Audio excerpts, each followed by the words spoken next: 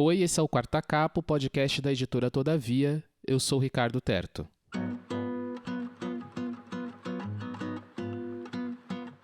Você está ouvindo um episódio da temporada Escrever é Muito Perigoso. Nela, eu estou conversando com autores da Todavia sobre os seus processos criativos. Se você está começando por aqui, confere no nosso feed os episódios anteriores, porque já tem muita coisa boa para você emendar na sua escuta. A nossa convidada de hoje gosta de povoar seus livros com muitos personagens que cruzam suas histórias através das ruas do bairro, dos corredores do conjunto habitacional, no caminho para o trabalho, nas calçadas da comunidade.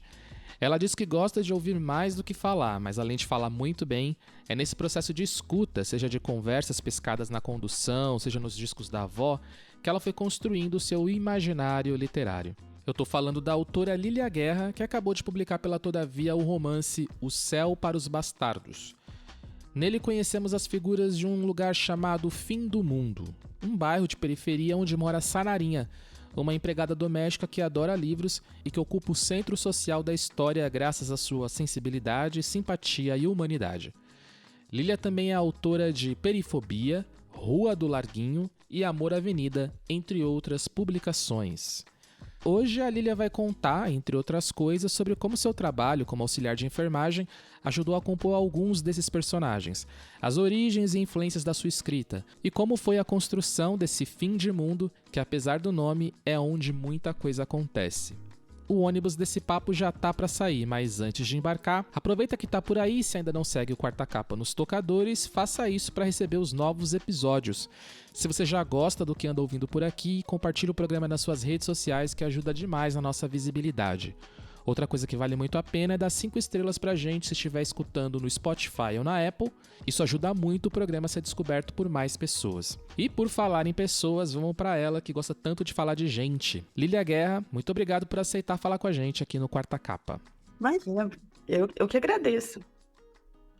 Para começar, conta um pouco pra gente da sua jornada até chegar na literatura. Como é que foram os primeiros encontros com a escrita? Como é que ela foi se tornando cada vez mais frequente? Como ela foi tomando mais espaço na sua vida? Eu sempre fui uma leitora que nunca pensava em escrever, né? Mas eu tinha uma história que eu queria contar, a história dos meus pais, que eu soube alguma coisa sobre a minha origem, assim, do lado paterno tardiamente, né? E aí a minha mãe sempre dizia que ela queria que as pessoas tomassem conhecimento, né, da história, de como tudo aconteceu, que ela se sentia, assim, silenciada. E aí eu pensei assim, tem duas maneiras, né? Fazer uma música ou escrever. E assim, não entendo nada de música, também não sabia como escrever, mas achei que isso poderia ser possível. E aí resolvi contar essa história, reproduzir tudo que ela me contava, tal. Era uma coisa meio de memória, sabe? Eu conversava com ela e aí anotava tudo que ela me dizia e meio que prometi que ia sair. E aí, em 2014, quando eu considerei que eu tinha material suficiente, eu transformei todas aquelas anotações em texto e procurei uma editora. E aí saiu Amor Avenida, em 2014, pela Oitava Rima. Mas eu não tinha nenhum conhecimento, assim, de nada, não sabia de nada, né? Fiz tudo meio que, não vou dizer de forma independente, porque foi via editora, mas foi um lançamento, assim, pago, aquela coisa toda, né? Poucos exemplares, meio que só para cumprir a promessa que eu tinha feito. E aí, logo depois disso, eu comecei a frequentar um ateliê de criação literária. Quando eu achei que eu já tinha feito minha parte e tal, e estava tudo bem, eu comecei a frequentar esse ateliê de criação literária e aí me senti super livre, porque no começo eu escrevia o que minha mãe contava, tal, tomava todo aquele cuidado de reproduzir o que ela dizia, e aí no ateliê eu me sentia super livre. E aí comecei. E teve aquele momento chave, assim, que foi decisivo pro nascimento da Lília autora? Foi aos poucos. Os exercícios que eu fazia, que eram propostos lá na oficina de criação, eles me deixavam muito empolgada.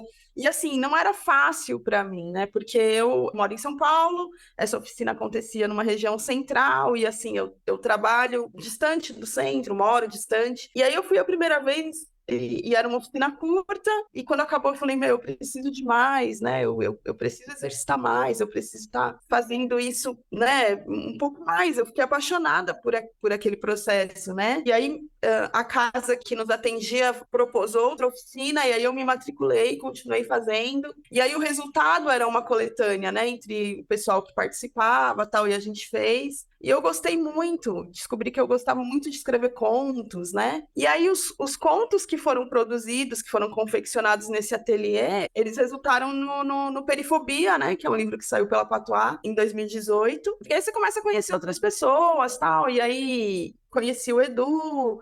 Ele falou, manda para mim o que você tem. Aí mandei e tal, e aí a gente fez Perifobia, eu publicava numa página no Facebook, alguns contos, assim, únicos, na minha opinião, tal, e aí eu tinha bastante leitoras, mais leitoras do que leitores, e aí quando eu considerava que o conto tinha terminado, aí alguém chegava e falava para mim, continua quando? E eu falava, como assim, continua quando, né? Já acabou e tal. Mas a pergunta era tão recorrente que eu falei, meu Deus, eu acho que eu vou ter que continuar com esse negócio. E aí foi que surgiu a ideia de cruzar os personagens, né? Porque eu falei, meu, eu não consigo escrever coisas novas, totalmente novas para esses contos. E aí comecei a cruzar, falei, acho que esse aqui consegue casar com aquela, talvez seja pai daquele outro, tal. E foi um exercício que eu gostei de fazer. E aí foi assim que aconteceu. Certo, então vamos falar sobre o seu livro mais recente, né? O Céu para os Bastardos. Você pode apresentar aí para a nossa audiência, para quem está ouvindo o podcast, sobre o que é esse livro, assim, em linhas gerais? Então, O Céu para os Bastardos tem a Sanarinha, que é a protagonista, né? E aí ela tá lá em Rua do Larguinho, que é é o segundo romance que eu publiquei, só que ela tá em Rua do Larguinho num dos contos entremeados, porque ele é um romance entremeado de contos, né? Então tem um pedaço ali da história principal, e aí tem um descanso ali, um respiro com um conto. E a Sanarinha tá ali, a história dela, e aí eu disse assim, meu, ela é uma personagem tão marcante para mim. Ela é, eu não sei como te explicar, mas ela é meio misteriosa para mim ainda, mesmo agora que o livro terminou. Aí eu ainda olho para ela assim com certo receio, assim, eu falo, nossa, eu não tenho tanta intimidade com ela não me permite, assim, sabe? Mais amor e menos confiança, né? Poucas ideias. E aí ela tá lá no Rua, eu olhei e a história era a história da Sanarinha ali no Rua do Larguinho, ela fala, é mais sobre as questões de morar nos confins, né? Num bairro afastado do centro também, porque é um tema recorrente do que eu escrevo e tal, mas tem umas pinceladas ali sobre o que é a vida dela, sobre alguns conflitos, e aí eu queria falar mais sobre ela, discorrer, e comecei a desenvolver a história central com ela e com a irmã, né? A irmã dela também está no Rua, um ponto único, que é a Valdomira, e o Céu para os Bastardos saiu assim, oriundo de lá do Rua do Larguinho, elas estão lá como personagens da vizinhança ali da rua, então que é o que eu gosto de fazer, né? E aí agora tá ao contrário, né? No Céu para os Bastardos, alguns personagens que são centrais em Rua do Larguinho, né? Eles estão ali só de passagem, como vizinhança no caso, né? Mas o ambiente é o mesmo, a época é diferente, mas o ambiente é o mesmo. Então, assim, ali no Rua do Larguinho, as personagens principais que já são adolescentes, tal, na época de O Céu para os Bastardos, elas eram crianças, as mães estavam grávidas, tal, então é assim que funciona.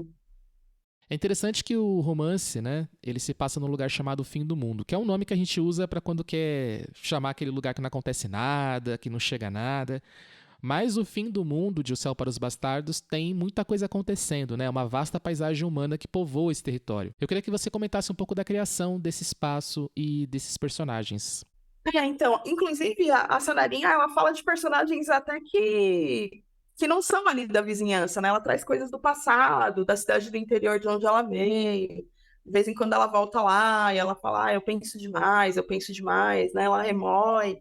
E aí, uma vez me disseram que eu trago muitos personagens para as histórias, né? Inclusive, mesmo com o romance, com o Rua do Larguinho, eu ouvi uma vez uma pessoa falar, olha, eu fico meio confusa, porque tem muita gente, e aí eu tenho que ficar voltando, eu não sei quem é quem e tal. Mas eu não fiquei preocupada quando eu ouvi isso, porque eu moro num conjunto habitacional aqui de São Paulo, cidade de Tiradentes, e aí, meu, a gente tem prédios aqui de 5 andares, cada andar com 3 apartamentos, cada apartamento com 15 pessoas dentro. E eu quero falar sobre essas pessoas. E eu não sei quantos livros eu vou conseguir escrever. E aí eu quero falar sobre o maior número de pessoas que eu consigo, né? O maior número de pessoas possível. E aí eu espero que as pessoas se organizem e vão lá e voltem e consigam ver e entender um pouco e sentir um pouco de cada um desses personagens, né?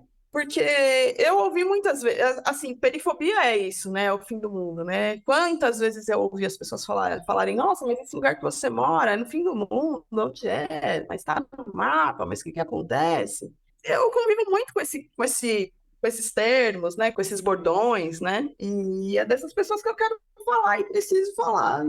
Que eu quero que as pessoas passem por ali, nem que seja rapidinho. E você se inspira muito em pessoas reais, gente que você conhece, ou tromba por aí, gente que você cruza pelo caminho, enfim, essas coisas?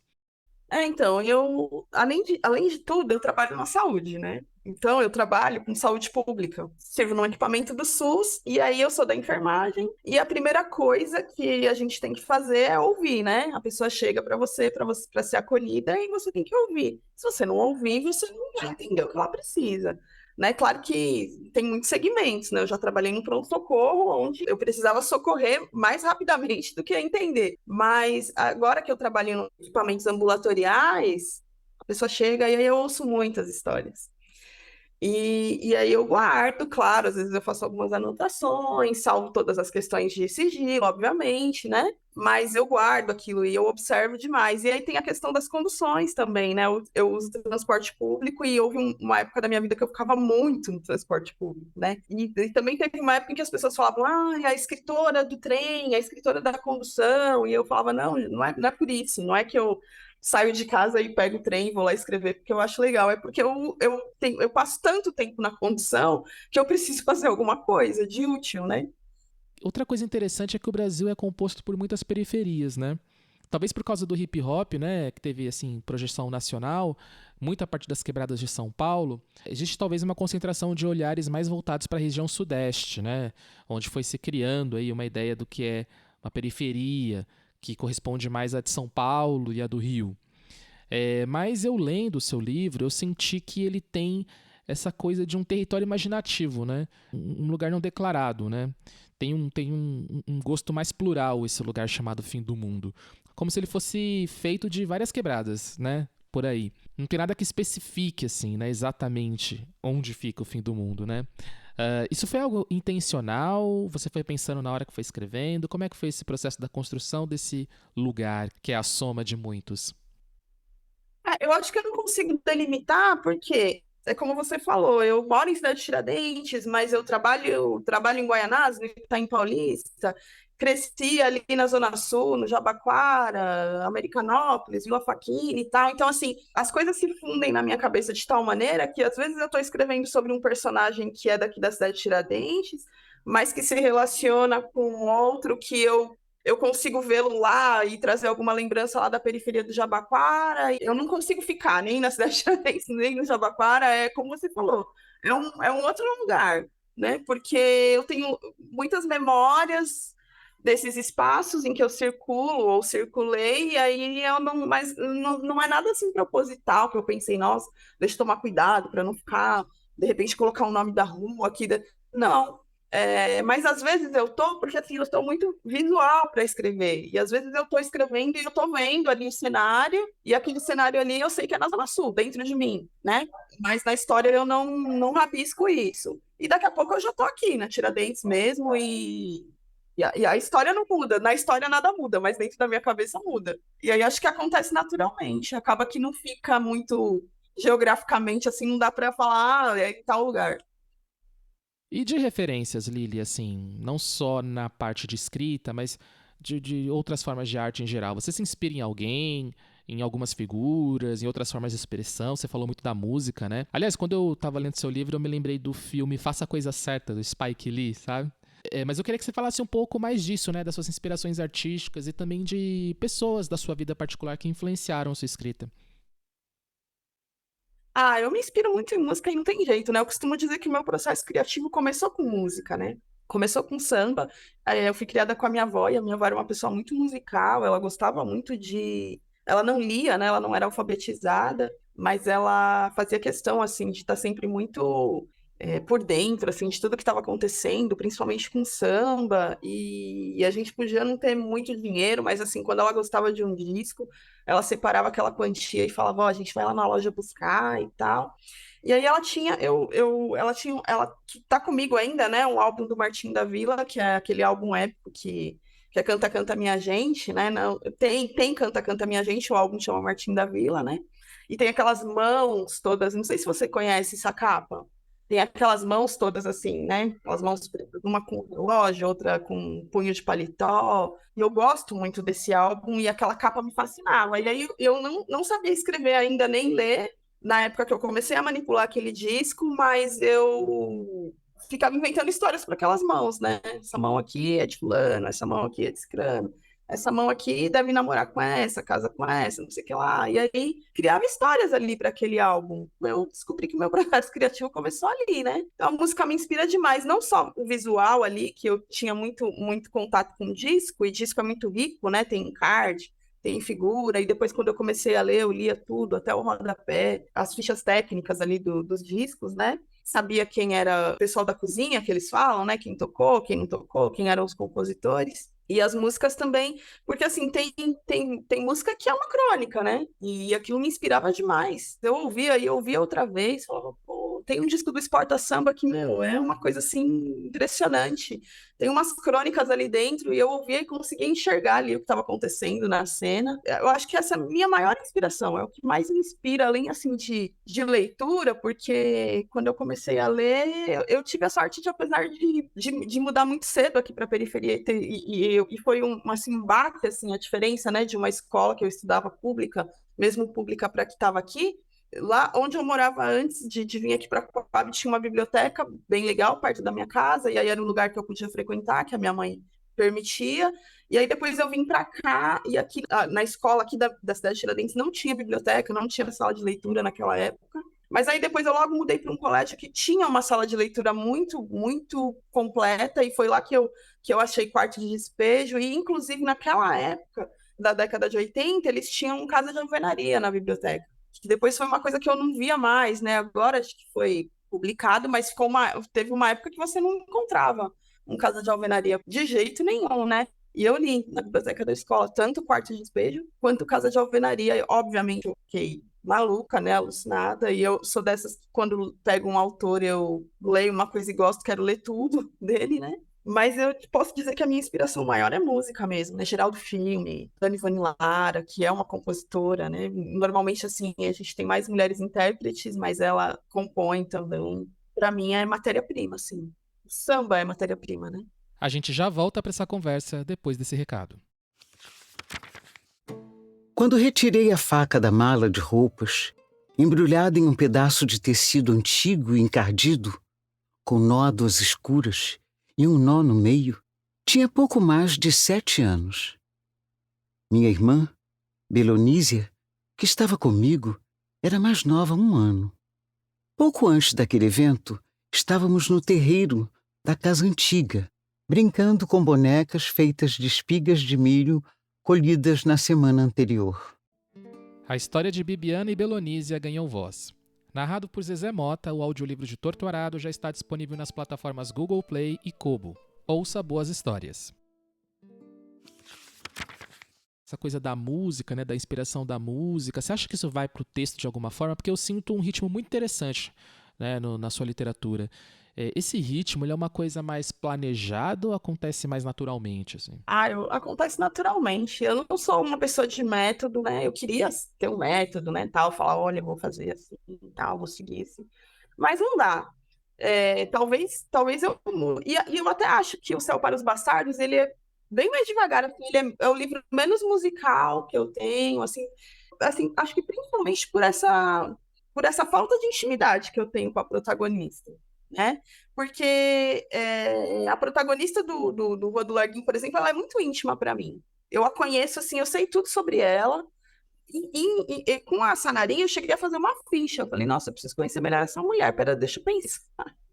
Deixa eu ver realmente quantos anos ela tem, de onde ela veio, quem ela é. Porque ela não é inspirada em ninguém, no caso, né? Ela não tem inspiração para ela como personagem, nem do nome, nem de onde ela veio, nem do jeito que ela é, nada disso. Diferente de outras protagonistas que às vezes eu falo, essa pessoa só vai mudar o nome, mas quem ela é.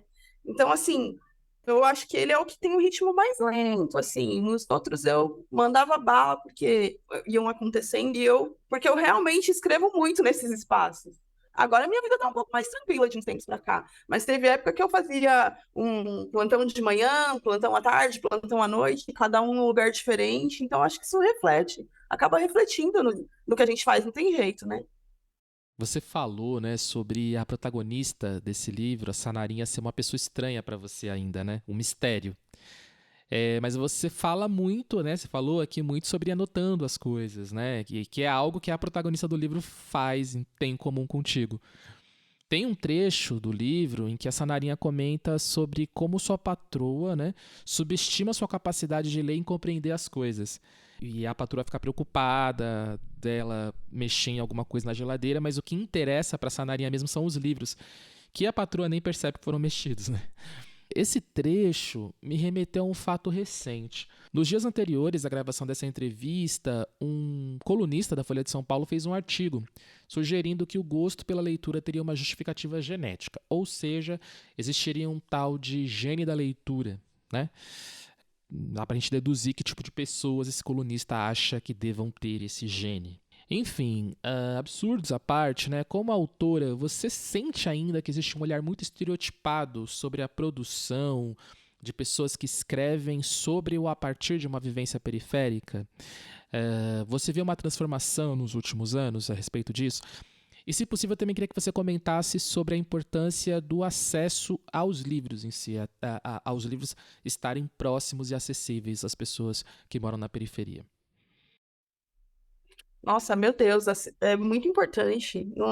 Acho que, meu, estímulo e acessibilidade, pô, é como eu te falei, na minha casa tinha poucos livros, porque eu me lembro que existia uma revista que era o Círculo do Livro, não sei, acho que você não vai lembrar disso, mas era como se fosse um catálogo, né? E aí, você vê, a minha mãe trazia o catálogo para casa, né? Eu não sei se era um catálogo mensal, isso daí eu não sei. Mas a minha mãe trazia o catálogo para casa. E, obviamente, a gente nunca fez um pedido naquele catálogo, mas eu circulava todos os meus objetos de interesse ali, né? Era como pegar, sei lá, uma vizinha que vendia cosméticos e a revistinha ficava de uma campanha assim, obsoleta, tal, uma campanha, e ela dava pra gente brincar e a gente, eu queria esse perfume, eu queria esse batom, tal, e tinha aquele catálogo do livro. Você olhava assim, inclusive eu passei por uma experiência faz pouco tempo. Eu fui fazer um trabalho num lugar que tinha uma estante de livros ali acessíveis para as pessoas do bairro e elas podem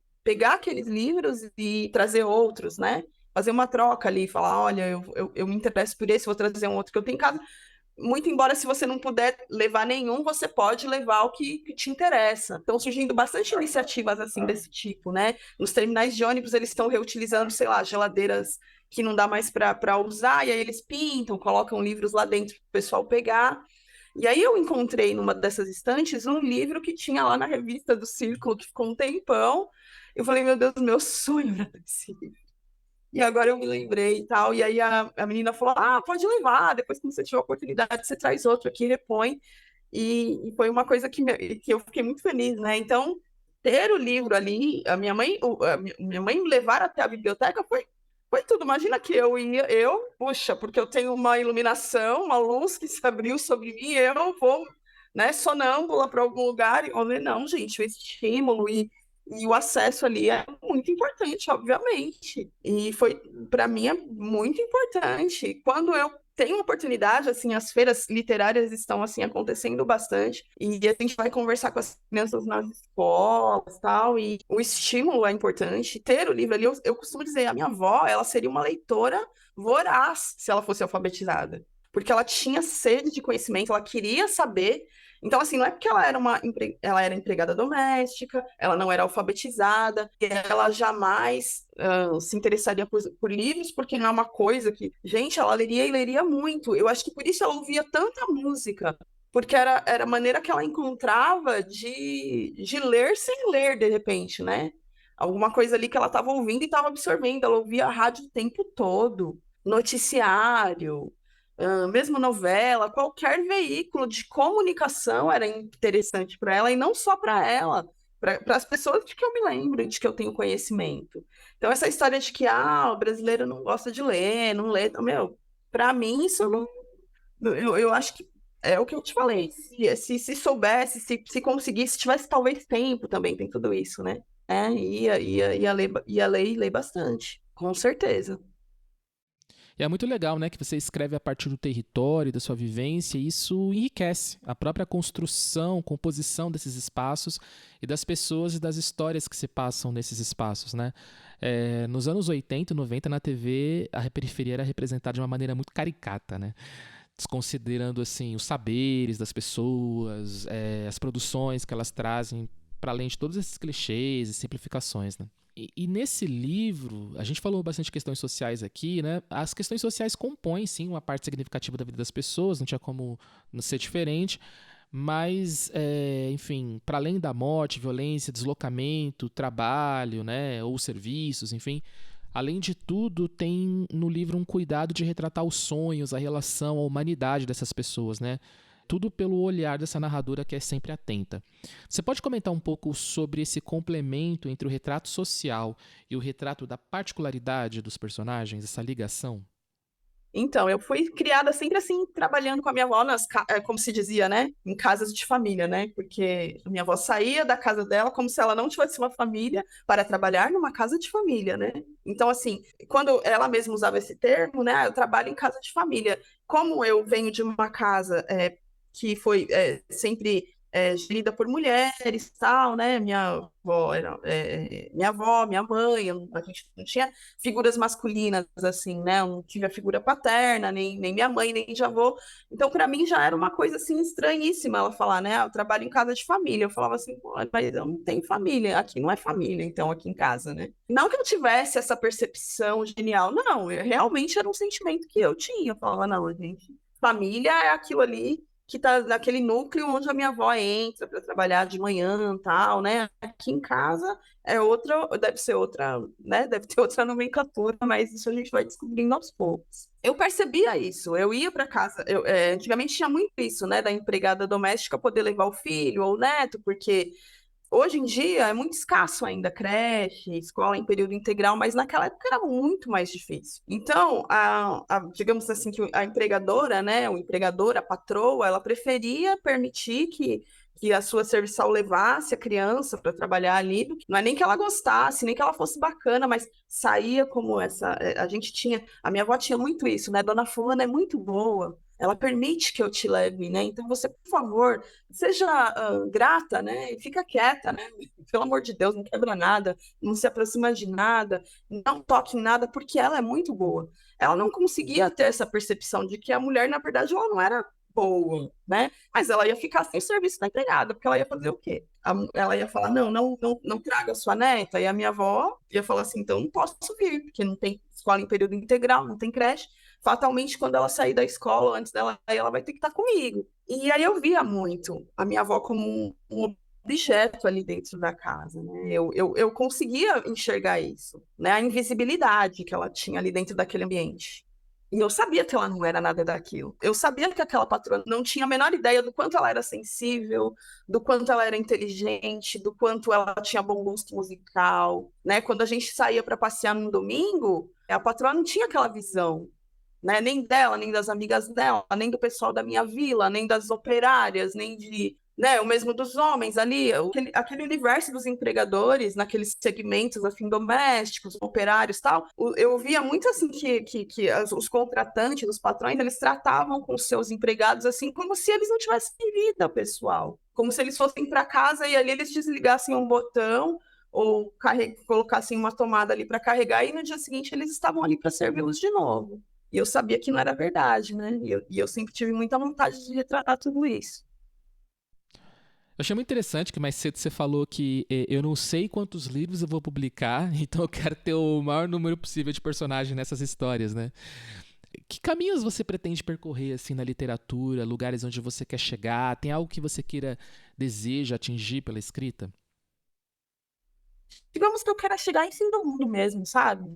eu escrevo alguns trechos, eu escrevo realmente esperançosa de que as pessoas certas leiam aquele trecho, sabe? Quando eu falo sobre aborto, quando eu falo sobre gravidez assim precoce, eu tenho esperança de que uma menina leia antes, sabe? De tomar uma decisão. E eu não quero influenciar na decisão dela, mas eu queria muito que ela pensasse antes. Sabe, porque às vezes eu percebo que hoje em dia se fala muito assim, né? Ah, mas a informação tá aí, poxa, as meninas, todo mundo, por mais carente que seja, tem celular, tem o Google e o governo fornece isso, fornece aquilo, mas a realidade é que a informação ainda não chega da maneira que deveria chegar para todos, né?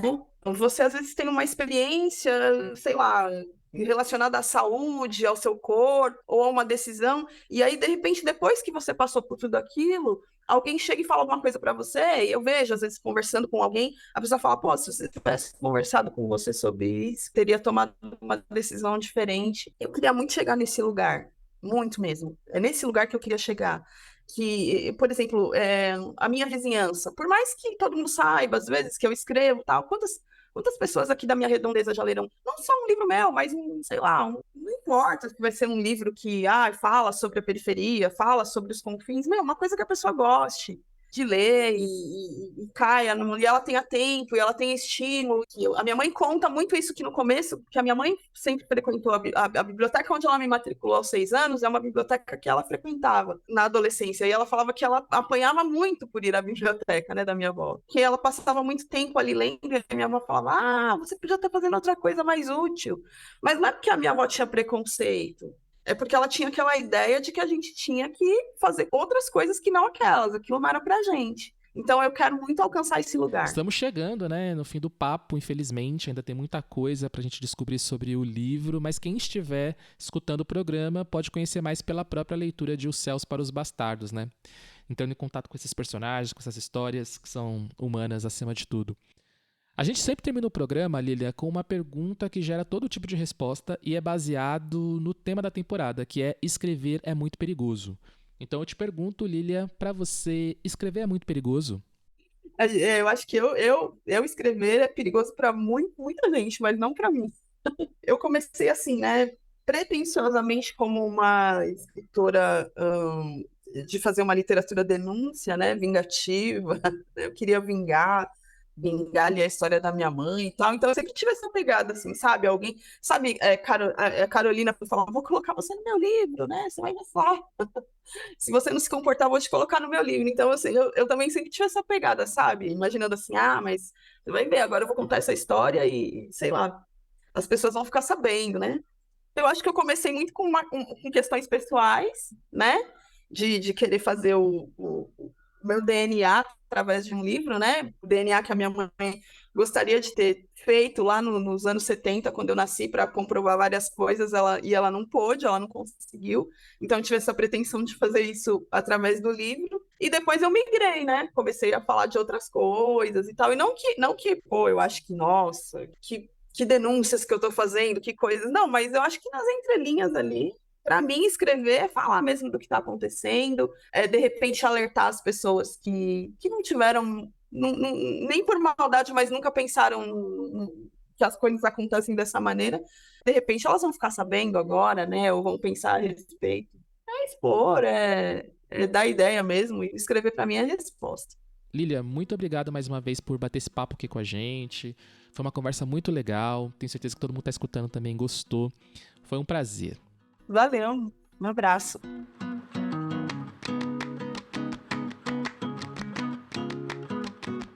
E termina mais um episódio do Quarta Capa. Antes de ir, saiba que estamos de olho nos recados que vocês deixam para nós na caixa de respostas do Spotify. Então conta aí qual a sua expectativa para esse livro da Lilia Guerra. Na última quarta-feira do mês, vocês vão ter um encontro com a Clara Karepovs, passando os novos lançamentos da Todavia, e mês que vem eu volto com uma nova entrevista. O Quarta Capa é apresentado, editado, roteirizado por mim, Ricardo Terto, que produz o programa com o apoio da Natália Pazini e da Luli Macedo. As artes são de Mariana Neves. O Quarta Capa é uma produção da Arrebentar Central de Histórias e uma realização da editora Todavia. Muito obrigado pela escuta, um abraço e até mais.